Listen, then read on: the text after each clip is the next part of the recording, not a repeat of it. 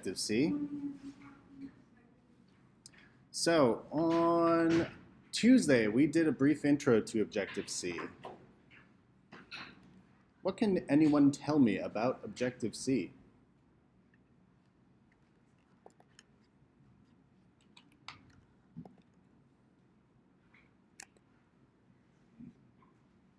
Ayula?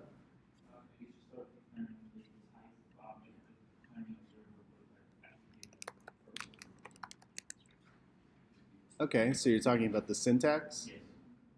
Cool. So let's talk about the syntax.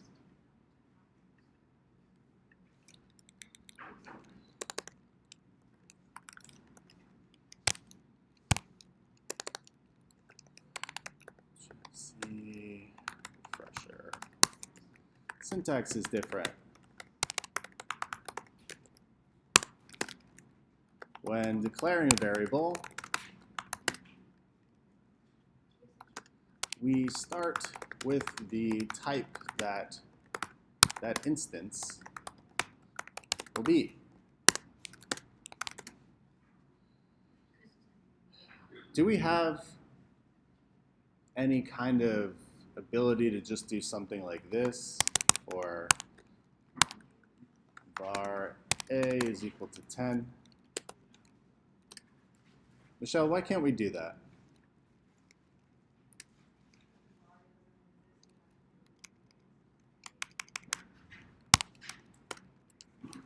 Cool. So one reason keyword var doesn't exist.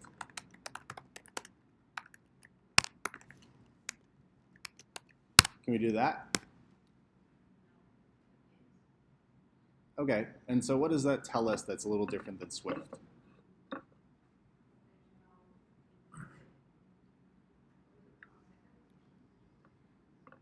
A little different. Type, looking for a different word. There's no type inference. And there's no type inference. Dang.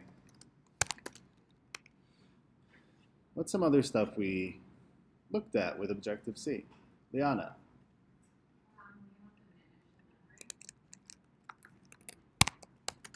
I'll have to manage memory.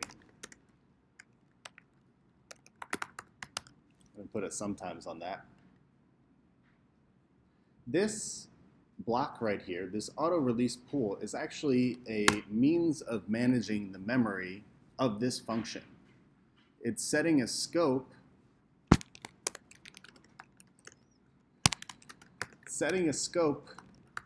in which the program will know once this block is completed, release everything from memory.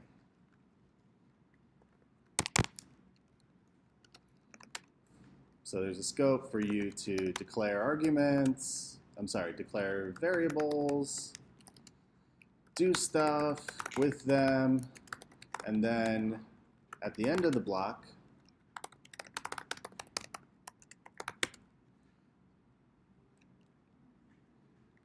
whatever is in memory will be told to release. Cool. What's some other stuff we talked about?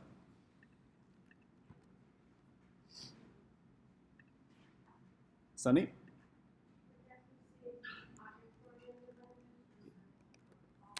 Yep.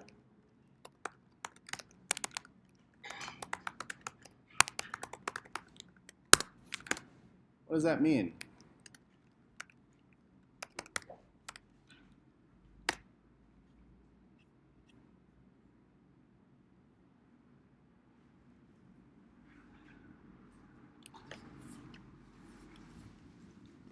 Nima, could you give me a loose definition of object-oriented programming? It's not.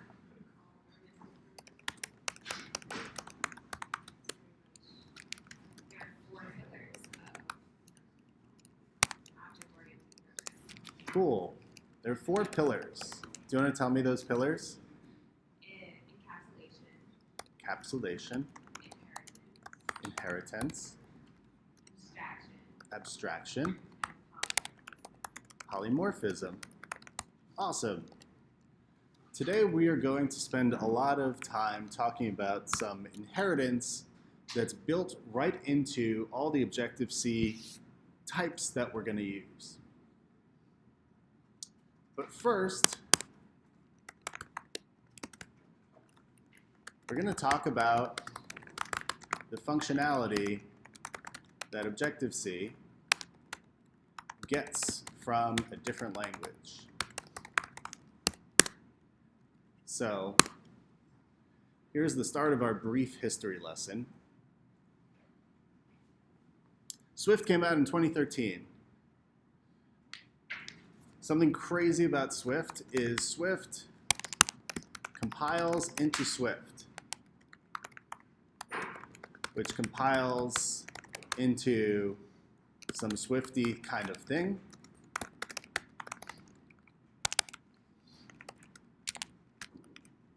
And then gets set up to be actual instructions to the computer.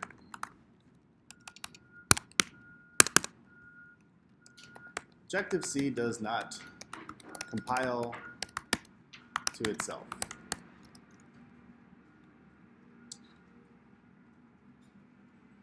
What language did we say Objective-C is going to get a lot of its functionality from?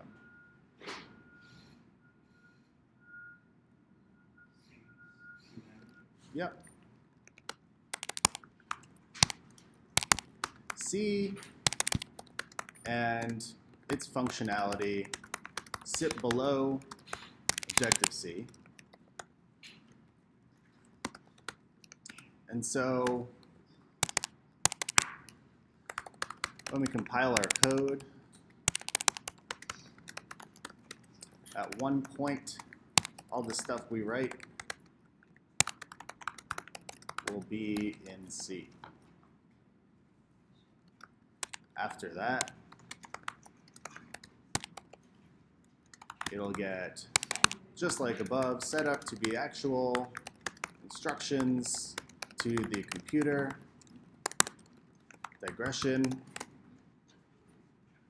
Does anyone know what those instructions to a computer typically are? Most languages compile to a sort of intermediary.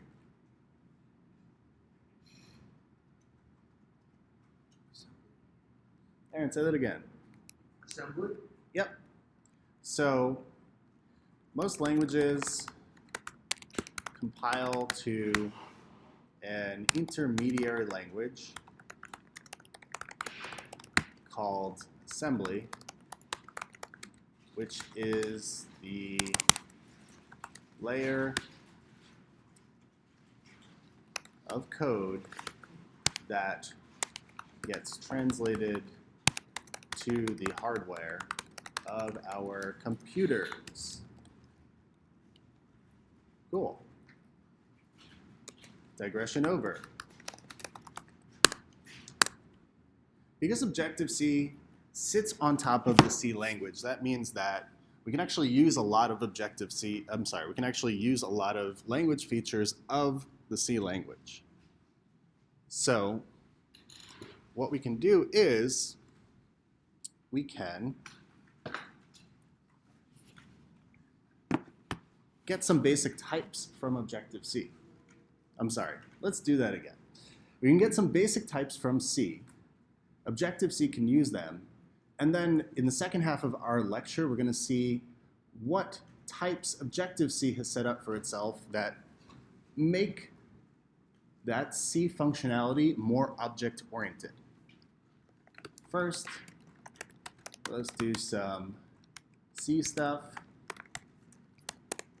After, let's do some Objective-C stuff. Cool so far? What are some questions you have?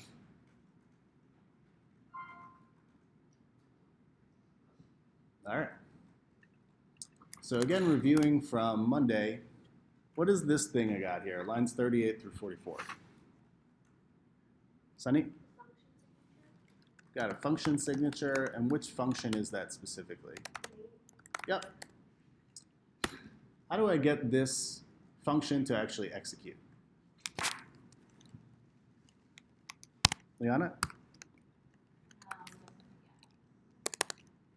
I'm sorry? This is a guess. Go but for it. I think you put it, I don't know, in brackets somehow. Call it square brackets. Oh, interesting. So you're thinking we could do something like that? Mm-hmm. That's really interesting. We could do this in a certain context. This is how, when we go over functions, or what we called message sending next Tuesday, we'll see how we can call functions that we create. Yeah, they do use this square notation in specific times. We'll allude to that. But we can execute this function in a way that's much more familiar to us. Alex, if I wanted to run this function, can you take a guess at how I might do that?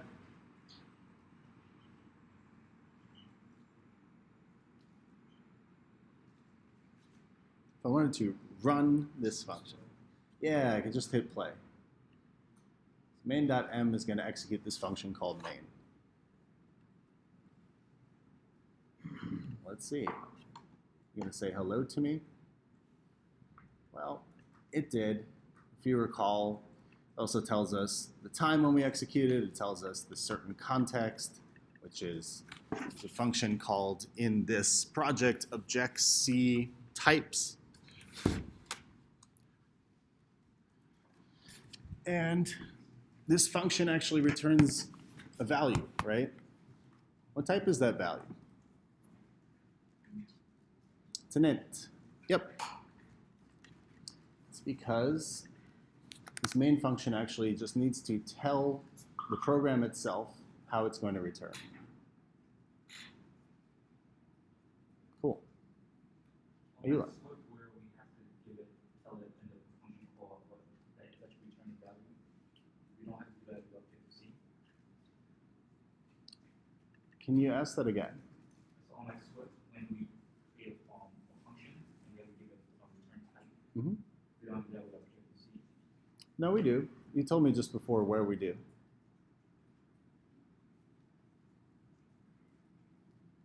All right, remember the syntax is different, but we do have to define what this function returns.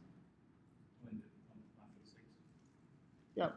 So that's where we actually return it, but just like having some arrow syntax, int, I do have to indicate that I'm going to return an int from this function.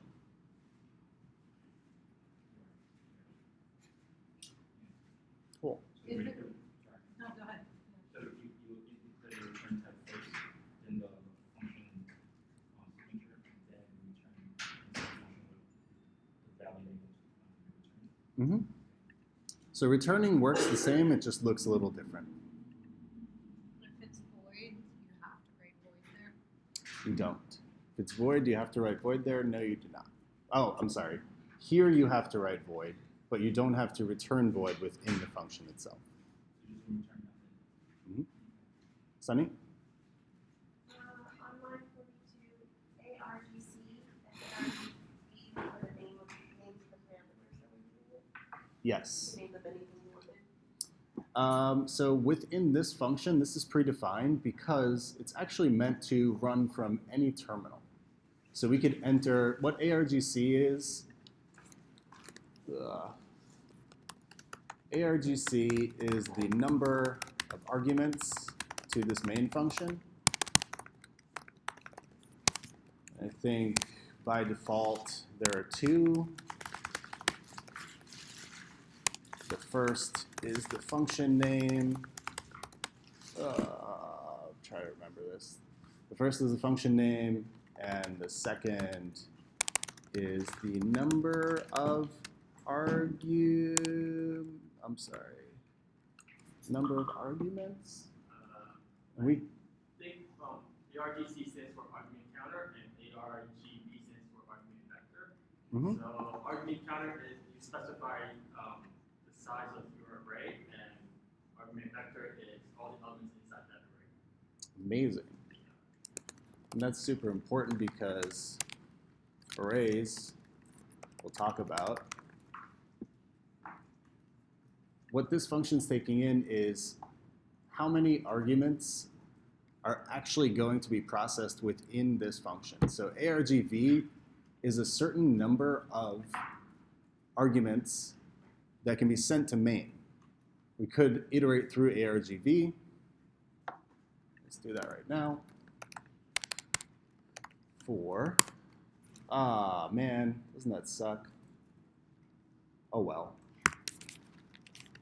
Miss our old syntax. All right, so is this gonna work? I is equal to 0. I is less than argv dot count. Can I do that? Oh no. I plus plus. What's wrong with this statement so far?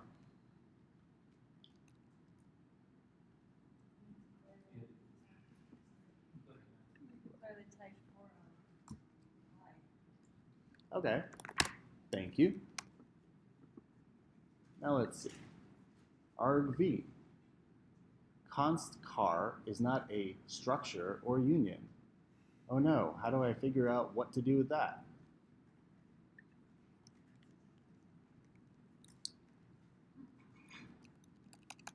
So what this argument is, again, is an array of all the arguments put into this main function. It's an array of character type. We can't just look at its count. It operates a little differently. So I've got a for loop. Take 2 minutes and figure out how you can iterate through an array of the basic type character in Objective-C. Sunny? And this array is an array of the names of the parameters or the values of the parameters? It's an array of the values of those parameters because we're going to see there are actually default parameters in there without us doing anything.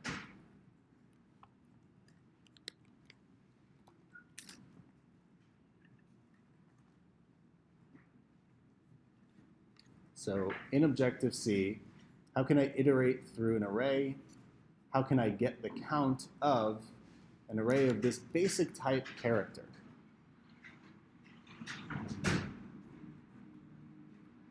Anthony, I'm going to ask you to answer the question. No. What was the question? You've got time right now to figure it out. How can I make this work?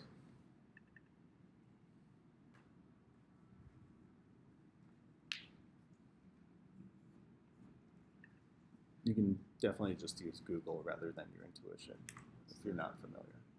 What's the error saying? The error is saying, I love this debugging. What's the error saying? Member reference base type constant char is not a structure or union.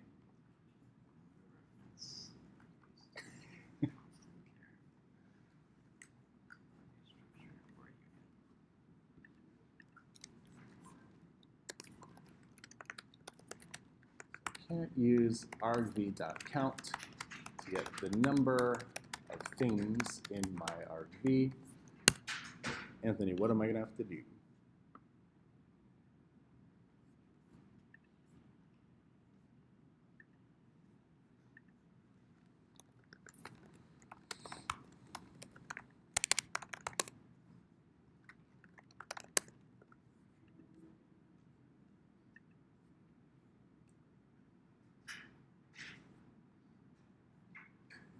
There's a slightly more fundamental thing we're trying to figure out. It's not necessarily debugging this error, but it's more to this comment. What do we want to know about the array? If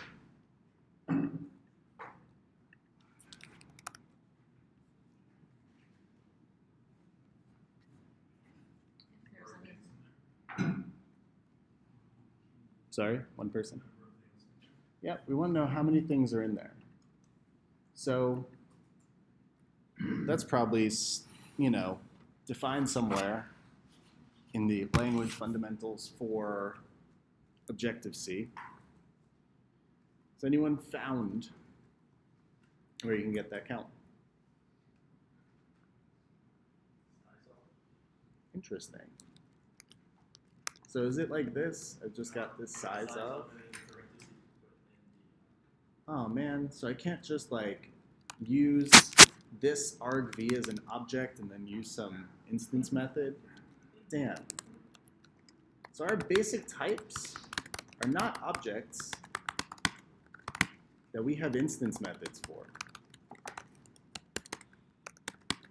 So we don't get to use those predefined things that we're used to seeing in a definition.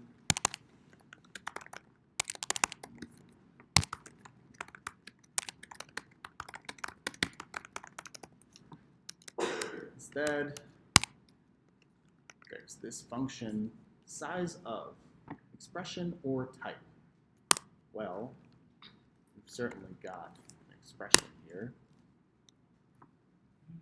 I hope this all matches up.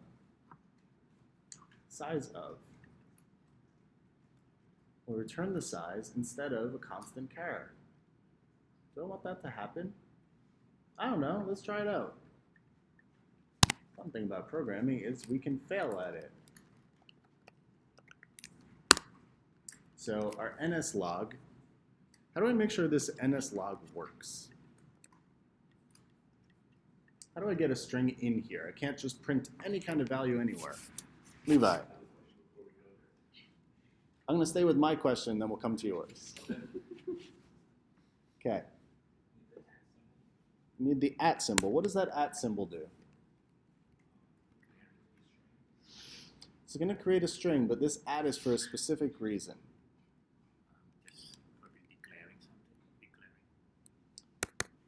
It's a little different. This @ creates what we call a literal, because this string itself is actually an object, which we'll talk about in the second half of this lecture. So let's see the argument. Then how do I get values into this NSLog again? Yep, use these percent things. I'm going to use a formatter. Okay. I need to specify. Interesting. Incomplete format specifier. Well, right now I want to print I. So the second argument I'll put in here is I. What would the formatter be here if I want to print out I, which is of type, what type is this, Carrie? Declared I on line 47.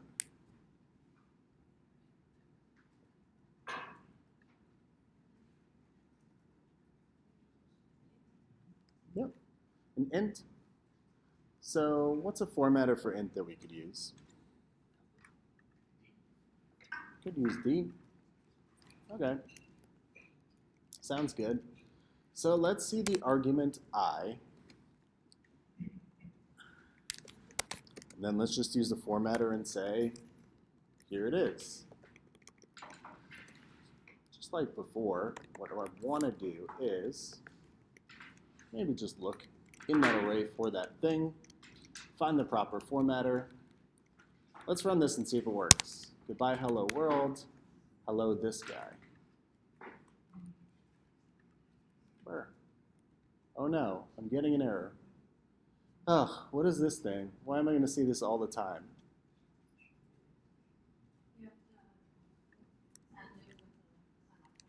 Yep.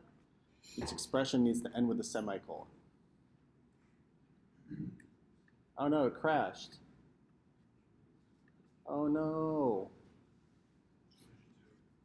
What did I do? I couldn't use it that way? Damn. Well, let's see now. Interesting. So I haven't even put in any arguments to this main, but it gives me a ton of arguments anyway. I've got this 0, got argument 1, got argument 2, argument 3, argument 4, argument 5, argument 6, argument 7. We didn't write any of those. And they're actually not that important. So let's come to Levi's question before we discuss why they're not that important.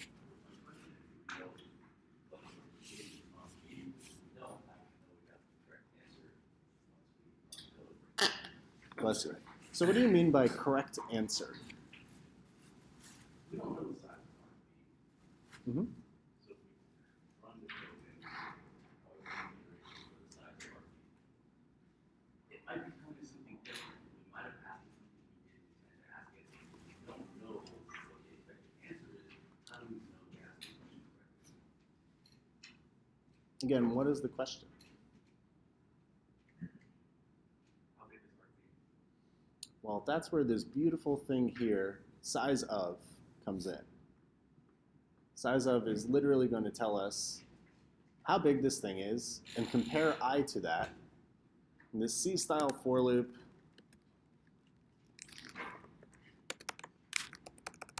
executes until when?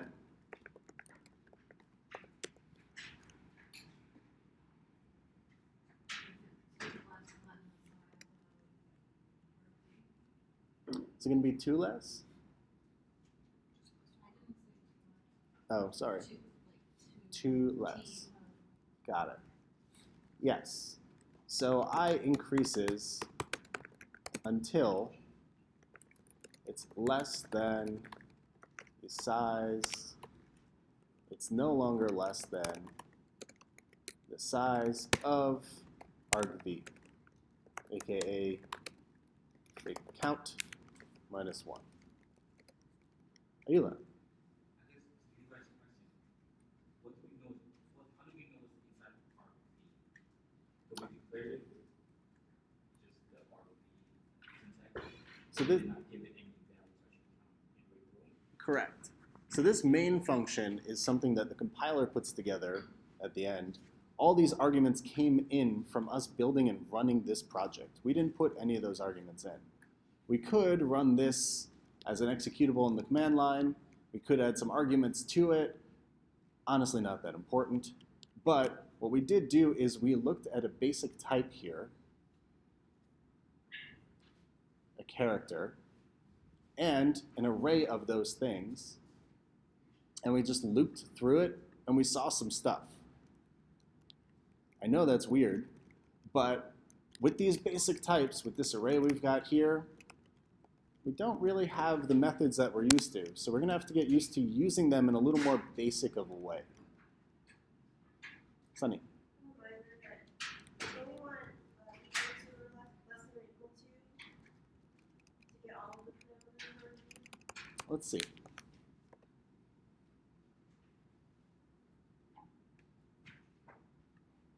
Sounds good to me. Why would you say that? So you're talking about the size of, so you're counting and not referring to indices, which we're used to. Okay. So size of is going to be actually how big this is, not 1 minus. I'm cool with that. Let's see if we make it 10. What do you think will happen if I do this?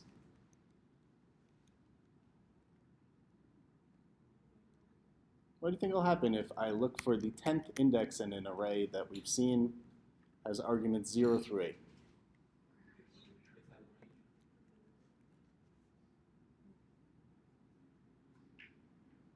Run. Run. Oh no.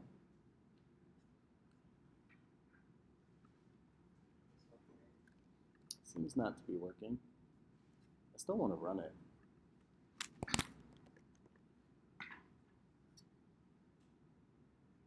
Interesting. It's going to keep looking through. Isn't this fun? Hey, Jack. What is it about care that lets me keep looking at these things? What do you mean by care? So I've got this array of this char type. It seems like it's like char when I look at it. It's actually not just a single character. What is it? A what? Oh my god. Char isn't a pointer. Oh no. So what we're doing here isn't looking at an instance of a char or an array of those things, but actually it's an array of bytes for us to look at. Memory is pretty wild. But what we're doing here is we're actually referring to different places in memory. And let me rephrase that. Char isn't a character, it's a pointer. So we're not actually looping through when we go and look at each char, but instead we are looking at specific byte locations for specific arguments coming in. And this is going to tie in really well when we talk about objects. But let's look at a little simpler example of how this actually works. So I'm going to comment this out. I'm going to create an int. That int's going to be called Phoenix. What's your favorite int name? I love that. So number is going to be 10. For basic types, I can use the equals assignment that we're used to. All right, that's great. I'm going to create something else called place a number is.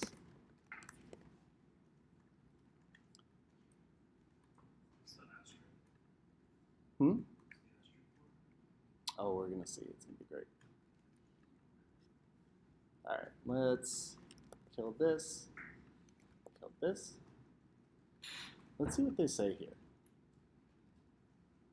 Incompatible integer to pointer conversion initializing int with int star with an expression of type int. I don't care, man. I want to try to use it anyway. Let's see if it crashes. How do I print stuff out? Yeah, let's nslog something. Jocelyn, can you help me nslog both number and place a number is?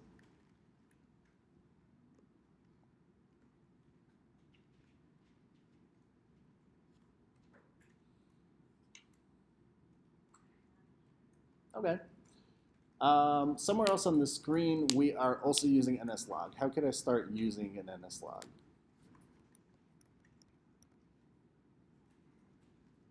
Cool. Let's use the at to start creating a string literal.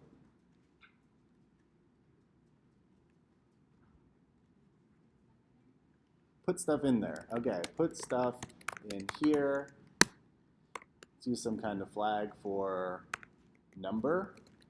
So each thing that we're going to add as a formatted string, I'm going to add as a number. And then I also want to print out what place a number is. So here's my number. Here's that place. Let's see if we can figure out the flag to make this work.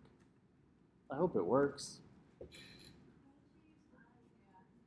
Oh, so I wouldn't use I, but this is an int. Oh, interesting. But this one's a D? Okay. Let's see. Ah, I got an error. Let's look at what they tell me. That D looks pretty good.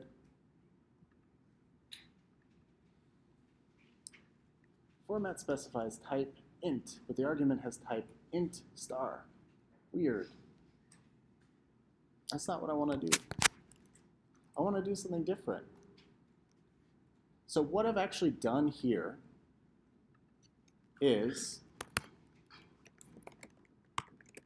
I've set up a way to look at where this number is stored in memory. That's called a pointer. So an asterisk means that we are setting up a reference to a place in memory rather than some basic type value. A pointer. That's not required for a pointer. So to create a pointer, we need that star. But to create an int, we don't need that star because we might just want literally the int with the value 10. All right. Well, let's take 3 minutes and see if we can figure out how to print out a pointer's value. Because I'm getting this warning saying, hey, format specifies type int, but the argument has type int star. So actually a pointer is not just an int. This pointer here is not just an int. So Eric M., I'm going to ask you to help me debug this. I want to print out the actual value of this pointer. It looks like it worked, but I'm still getting a warning because that pointer's value that we want to get is not 10, it's an address in memory. So take 3 minutes and see if you can figure out how we can print out the place this number is.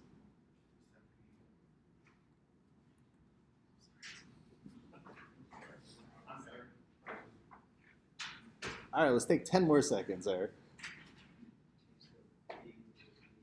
All right, we'll change the D to a P. Interesting. No more errors. That's great. Let's see what happens. Whoa. Oh no, what is this pointer business? What is this place? It's a memory address. Is it a memory address? Oh no. That's so frightening. I'm scared.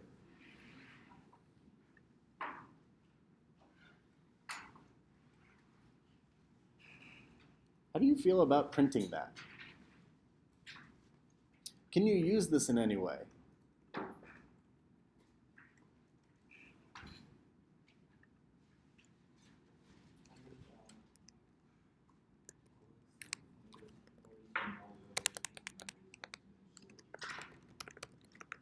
How could I use this? I want to use it. I don't want to know anything about it. I want to use it. I don't want to know anything about it. Sunny? You can keep count of how many references there are to that piece of memory.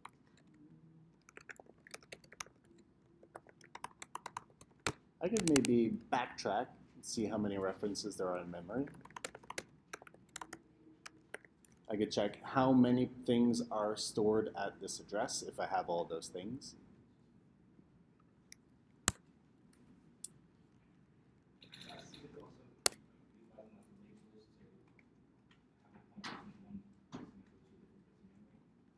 So it's not quite a linked list because all those pointers are going to look at one spot. Let's see what we can do here. Can I set number to 21? Can I set place a number is 21? Well, let's run it and see what we got. Whoa. Incompatible integer to pointer conversion assigning to int star from int. Huh. What if I make this 22? Oh, crap. What if I make this 23? So here's the thing. Our pointer points to a place in memory. But what we're actually printing out when we print a pointer is something slightly different. Does anyone notice a pattern in what we're printing as I go up by 1?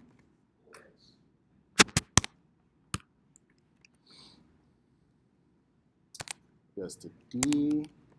Oh man, what is that?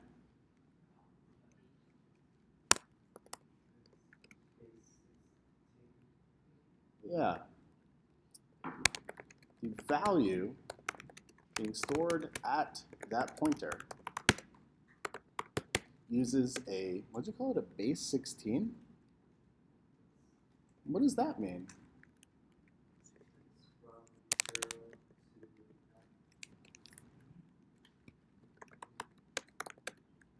What was that hex word? A hexadecimal. So without going too far into it, numbers aren't stored as numbers. Numbers are stored in a different format using a byte. What is a byte made of? How many? 4? 2?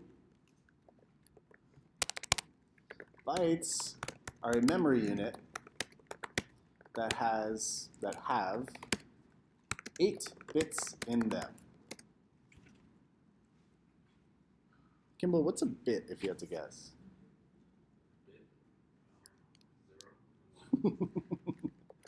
A bit is made up of the values 0 or 1, or yes or no, and some interpretations of gates. Let's talk to philosophers some other day. So a bit has 2 values. A byte has 8 bits in it, which means there are 16 available values that we could have in our byte here. Which means that, let's keep looking. So I've got 30, now I'm going to print 31. If you look, bless you, let's go to 32. Oh man, this byte right here updated, and now it's 2. So we have hexadecimal is a way that we're going to store different values using these 16 numbers, quote unquote numbers, 0 to 9, and then A to F. Liana. Does this also have to do with when they put long and long before variables? And how do you know when to put long and long? Such a good question.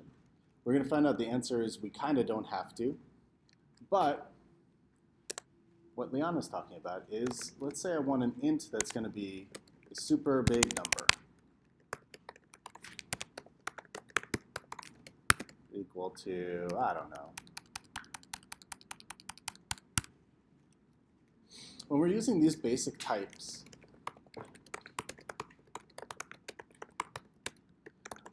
since we see that there's actually only a certain amount of memory allocated, we have to tell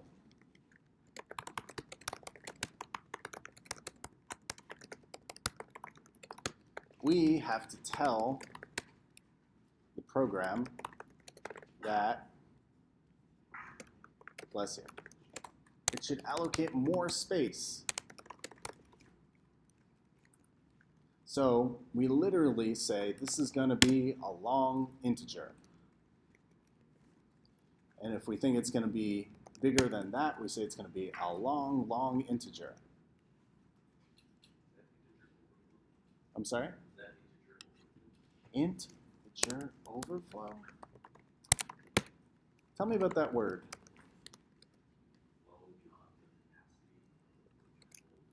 Ooh.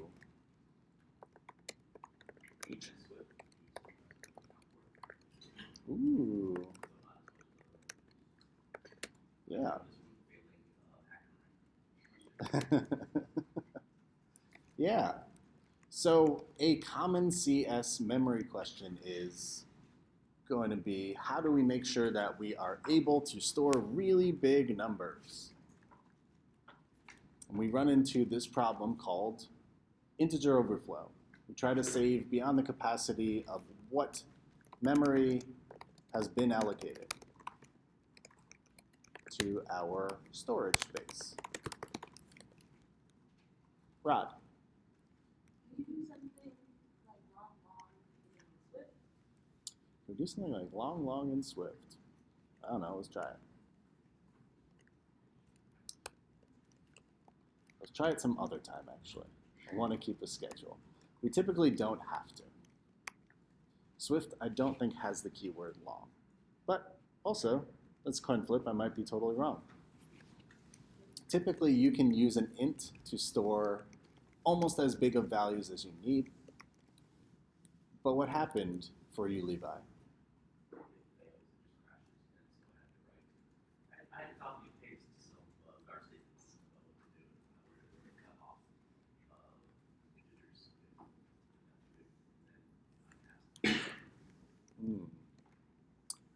interesting. So there's not quite no quick and dirty way to handle in Swift. But still, these numbers are huge. I wouldn't worry too much. Sunny? Back to the pointer variable we made. Mm-hmm. What does it mean to assign a pointer to an integer, and why are we deciding to assign a place in memory as an integer? Why are we deciding to assign a place in memory as an integer? So assigning this pointer is us saying, what would be a good way of putting this? Assigning this int right here as not an int, but the place we're looking at an int, what it's doing is allowing us to see how that value is stored. So if I just have 32, then I will get back the value 32. But what my pointer is returning to me is how that 32 is stored. So as a hex value, that value is 2 bytes plus each other plus 0. So 16 plus 0, counting in hexadecimal, is getting me this value 32. What we're, Understand that part, but so right now our integer number has nothing to do with this property. correct. And when we assign a place a number is to 32, we're saying in that same line we're also creating the property. We're also creating the integer property and also pointer to where it's located. Yes. So we're creating an integer in memory, but what we have available as a variable here is the pointer to that thing. So why would we ever just create a number as opposed to a number with a pointer? I would actually prefer never to create a pointer with this stuff because it's pretty rare that we'll need the actual memory address for our iOS development. But the reason we need to know how pointers work with this basic memory type is that every object we're going to use, even the built-in objects in Foundation, which is our next part, even those need to use a pointer to an address and then let Foundation interpret what that actual object is. So here we're just looking at memory, but I swear it gets easier. It's going to get nicer. Foundation is built to spare us this process of actually looking at the value there in hexadecimal, and instead it's going to convert it to the Objective-C types that we're going to use. So this is just kind of like a C-ish thing to see how bad this is, and then how important Foundation is for us. It's going to be so much less hurtful in about 20 minutes.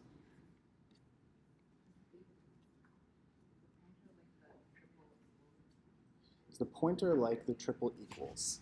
The pointer is not the identity. A pointer is a reference. And then the value we're printing from the pointer is the actual value of the actual value of that thing being stored in memory rather than the reference. So it's not quite identity, but it is pointing to a similar place. It's just like if we talk about a strong reference, this pointer is that actual reference.